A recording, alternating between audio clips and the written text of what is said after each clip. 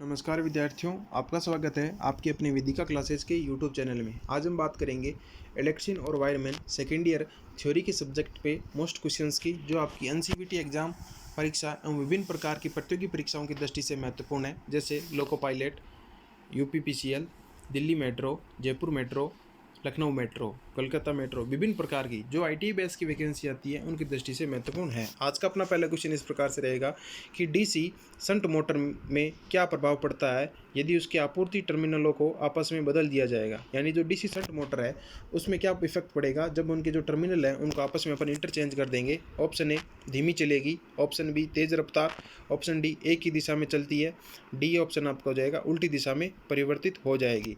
तो आपको पता है भाई डीसी मोटर में कोई इफेक्ट नहीं पड़ेगा, तो यहाँ पे सी ऑप्शन राइट आंसर होगा कि एक ही दिशा में चलता है।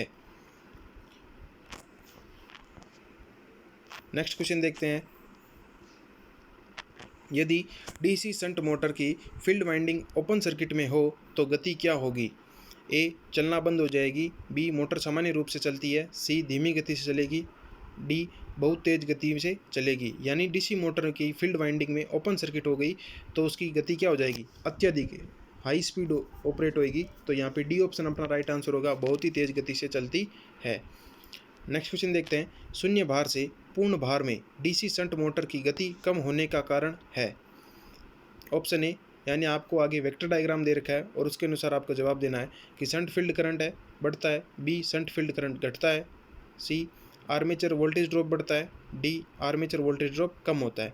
तो यहाँ पे देखो, शून्य भार से पूर्ण भार में डीसी शंट मोटर की गति कम होने का कारण होगा। तो सी ऑप्शन अपना राइट आंसर होगा कि आर्मेचर का वोल्टेज ड्रॉप बढ़ने से मोटर की जो गति है वो कम हो जाएगी। सी ऑप्शन राइट आंसर होगा। नेक्स्ट क्वेश्चन देखेंगे, कौन सा वाइंडिंग दोष इस परीक्षण के द्वारा ज्ञात किया जाता है। यानी आगे आपको एक ग्राउलर और उसके ऊपर आर्मेचर रखा हुआ दिखाई दे रहा है और पूछा है ये किस प्रकार के फॉल्ट को ढूंढने के लिए किया जाता है। Option A open coil fault, B short coil fault, C ground coil fault, D ground core fault. तो यहाँ पे ऑप्शन राइट आंसर होगा, खुला कुंडली दोष ज्ञात करने के लिए इस प्रकार के टेस्टिंग का प्रयोग किया जाता है। नेक्स्ट क्वेश्चन देखते हैं कि 3 पेज स्क्वायर केज प्रेरण मोटर की स्लिप ज्ञात करने का फॉर्मूला क्या होगा। तो अपन को पता है अभी स्लिप ज्ञात करने का फॉर्मूला होता है NS माइनस NR। अब देखो NS यानी जो स्टेटर होता है उसकी तुल्यकालिक गति और NR मतलब रोटर की तुल्यकालिक गति, दोनों की रोटर और स्टेटर की तुल्यकालिक गति का अंतर ही क्या कहलाएगा, आपका स्लिप कहलाता है। नेक्स्ट क्वेश्चन देखेंगे, नियंत्रण सर्किट किस प्रकार का है। यानी आगे आपको एक कंट्रोल डायग्राम का दे रखा है डायग्राम, कंट्रोल डायग्राम पूछा है ये कौन सा है, इंचिंग जंचिंग है, रिमोट कंट्रोल है, रिमोट कंट्रोल बंद है, या आगे और पीछे यानी फॉरवर्ड व रिवर्स का डायग्राम है। तो दिया गया डायग्राम अपना इंचिंग कंट्रोल डायग्राम दे रखा है, तो ए ऑप्शन यहाँ पे राइट आंसर होगा। क्योंकि आपको पता है भाई कोई भी अपन मोटर वाइंडिंग है या मोटर की स्थापना करते हैं, इंस्टॉलेशन करते हैं, तो उसमें 2 प्रकार के डायग्राम बनेंगे, एक उसका सर्किट डायग्राम बनता है, दूसरा उसका कंट्रोल डायग्राम बनता है। तो ये दिया गया डायग्राम जो कंट्रोल डायग्राम है वह इंचिंग नियंत्रण से संबंधित है आपका। नेक्स्ट क्वेश्चन देखते हैं कि एसी मोटर के स्टेटर में कुल विद्युतीय डिग्री की गणना करने के लिए कौन सा फॉर्मूला होगा। ऑप्शन ए आपका विद्युत डिग्री बराबर हो जाएगा 180 बटा स्लॉट की संख्या, दूसरा 180 इंटू स्लॉट की संख्या बटा, और तीसरा ऑप्शन है आपका 180 बटा ध्रुव की संख्या, चौथा है आपका 180 इंटू ध्रुव की संख्या। यानी आपको मोटर के स्टेटर में कुल विद्युत डिग्री की गणना करनी है, तो डी ऑप्शन यहाँ पे राइट आंसर होगा कि कुल विद्युत डिग्री बराबर 180 इंटू ध्रुव की संख्या। यानी 180 डिग्री हो गया और ध्रुव की संख्या यानी पोल कितने पोल हैं, अगर आपके 2 पोल हैं, 3 पोल है, 4 पोल है, उतनी डिग्री पर आपकी विद्युत का प्रवाहन होगा। नेक्स्ट क्वेश्चन है कि एसी मोटर की स्टार्टर का क्या नाम है। यानी आगे आपको स्टार्टर का डायग्राम दे रखा है और पूछा है भाई कौन सा स्टार्टर है। जैसे अपन ने महत्वपूर्ण स्टार्टर पढ़े हैं, स्टार डेल्टा स्टार्टर है, डोल स्टार्टर है, ऑटो ट्रांसफार्मर स्टार्टर है। तो ये जो आपको स्टार्टर दे रखा है वो कौन सा होगा। तो आप ध्यानपूर्वक डायग्राम को देखेंगे तो आपको पता चलेगा भाई पहले RYB, फिर आपको एक ICTP लगा है, फिर धारा का प्रवाह हो रहा है, फिर एक बीच में सिर्फ एक मैनुअल हैंडल लगा रखा है और इसमें ज़्यादा वायरिंग न होने के कारण अपन देखते हैं ऑप्शन डोल स्टार्टर, बी आपका ऑटो ट्रांसफार्मर, सी आपका अर्ध स्वचालित स्टार डेल्टा स्टार्टर, डी आपका पूर्ण स्वचालित स्टार डेल्टा स्टार्टर। तो दिया गया आपका डायग्राम स्टार्टर का है वो ऑटो ट्रांसफार्मर स्टार्टर का है, बी ऑप्शन यहाँ पे अपना राइट आंसर होगा। नेक्स्ट क्वेश्चन देखते हैं। ऐसी 3 फेज इंडक्शन मोटर की तुल्यकालिक गति ज्ञात करने का फॉर्मूला क्या होगा, यानी सिंक्रोनस स्पीड ज्ञात करने का फॉर्मूला n बराबर हो जाएगा 120 F/P। ए ऑप्शन यहाँ पे राइट आंसर होगा अपना। नेक्स्ट क्वेश्चन देखते हैं।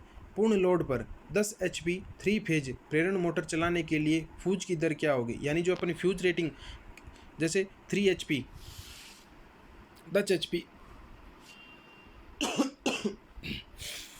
10 HP की मोटर है 3 फेज इंडक्शन मोटर, उसकी फ्यूज रेटिंग क्या होगी 10 एम्पियर, 15 एम्पियर, 25 एम्पियर व 30 एम्पियर। तो 10 HP की 3 फेज इंडक्शन मोटर की फ्यूज रेटिंग होगी अपने 25 एम्पियर। तो यहाँ पे अपना सी ऑप्शन राइट आंसर होगा। नेक्स्ट क्वेश्चन देखते हैं कि संपर्क का क्या नाम है, यानी आपको फिर से एक कंट्रोल डायग्राम दे रखा है और कंट्रोल डायग्राम पूछा है जो कॉन्टैक्ट है वो कौन सा होगा जिसे एक्स से इंगित किया गया है। तो देखो एक कंट्रोल डायग्राम है, जैसे मैंने आपको बताया भी कोई भी सिस्टम की स्थापना की जाती है तो उसमें 2 प्रकार के डायग्राम बनेंगे, एक सर्किट डायग्राम, दूसरा कंट्रोल डायग्राम। तो यहाँ पे आपको कंट्रोल डायग्राम दे रखा है और इसमें पूछा है जो एक्स भाग किसको इंगित करेगा, यानी एक्स भाग यानी के, और इसका नंबरिंग देखें तो 1 2 3 4 13 14 नंबरिंग इसमें प्राप्त होता है। तो ये जो आपका होगा वो होगा ए स्टार, बी डेल्टा, सी साइक संपर्क, डी आपका ओवरलोड रिले। तो यहाँ पे अपना सी ऑप्शन राइट आंसर होगा कि ये जो एक्स भाग है K2 वो ऑक्सिलरी कॉन्टैक्ट को प्रदर्शित करता है। सी ऑप्शन यहाँ पे अपना राइट आंसर होगा। नेक्स्ट क्वेश्चन देखते हैं। एसी मोटर स्टेटर वाइंडिंग का प्रकार क्या है, यानी एक आगे मोटर की वाइंडिंग का डायग्राम दे रखा है और पूछा है ये कौन सी है। A single layer winding, B double layer basket winding, C जटिल कुंडली वाइंडिंग, डी हीरा कुंडली वाइंडिंग। तो यहाँ पे जो अपना डायग्राम दे रखा है वो होगा single layer basket winding. A option यहाँ पे अपना राइट आंसर होगा। नेक्स्ट क्वेश्चन देखते हैं।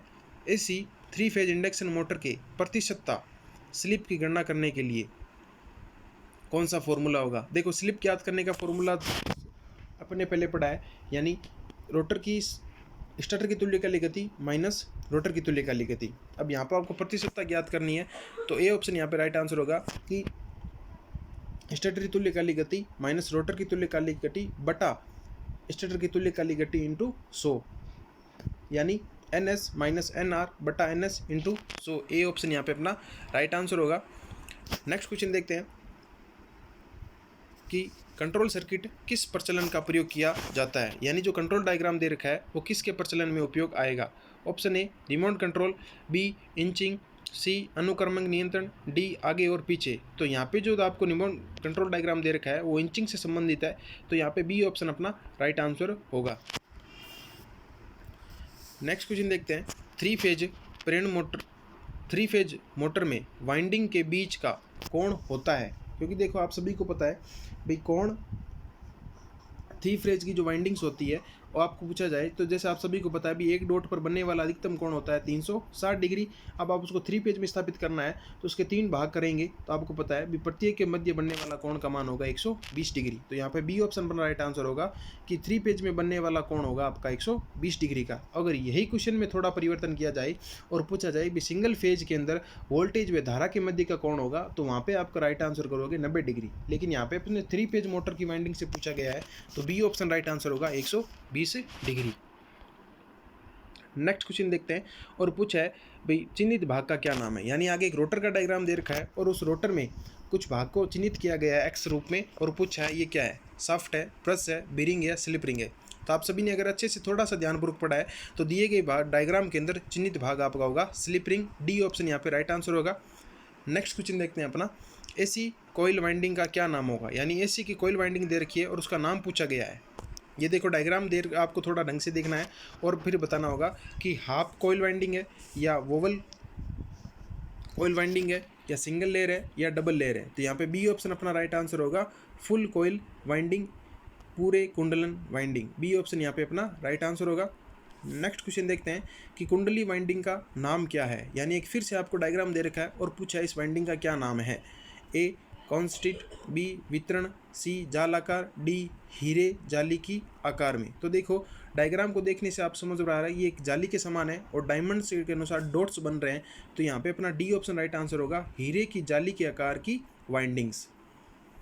नेक्स्ट क्वेश्चन देखेंगे कि 3 फेज प्रेरणु मोटर में किस तुल्यकालिक गति कहा जाता है किसी को। तो ए शून्य भार पर, बी फुल लोड पर, या चुंबकीय क्षेत्र घूमता है, या स्टेटर व रोटर के बीच सापेक्ष गति। तो तुल्यकालिक गति को आपको पता है फॉर्मूला होता है n बराबर 120 F/P, यानी कोई भी मोटर की वह गति जिसके अंदर उसके अंदर घूमने वाला चुंबकीय क्षेत्र पैदा हो जाए वो उस मोटर की तुल्यकालिक गति कहलाती है। तो यहाँ पे अपना सी ऑप्शन राइट आंसर होगा, यानी चुंबकीय क्षेत्र की गति को जो घुमाता है वो उसकी तुल्यकालिक गति होगी। नेक्स्ट क्वेश्चन देखेंगे स्टार्टर का प्रतीक कौन सा है, यानी एक आगे अपने विभिन्न प्रकार के स्टार्टर पढ़े उनके प्रतीक से संबंधित क्वेश्चन पूछा गया है। बी स्टार्टर का प्रतीक कौन सा है, जैसे स्टार डेल्टा स्टार्टर है, डोल है, ऑटो है। तो देखो इसमें दे रखा है आपको एक प्रतीक और पूछा है ये कौन सा होगा, ऑटो डोल होगा, या ऑटो ट्रांसफार्मर होगा, या स्वचालित स्टार डेल्टा, या अर्ध स्वचालित स्टार डेल्टा। तो जो दिया गया आपको प्रतीक है वो आपका ऑटो ट्रांसफार्मर स्टार्टर से संबंधित है। तो यहाँ पे अपना बी ऑप्शन राइट आंसर होगा, ऑटो ट्रांसफार्मर स्टार्टर। इस तरीके से विद्यार्थियों ये आज के कुछ अपने महत्वपूर्ण क्वेश्चन थे जो आपके एनसीवीटी एग्जाम और विभिन्न प्रकार की प्रतियोगिता परीक्षाओं की दृष्टि से महत्वपूर्ण है। अगर आपको वीडियो अच्छा लगे तो लाइक शेयर जरूर करें। अगर आप चैनल पर नए हैं तो चैनल को सब्सक्राइब करना ना भूलें। धन्यवाद।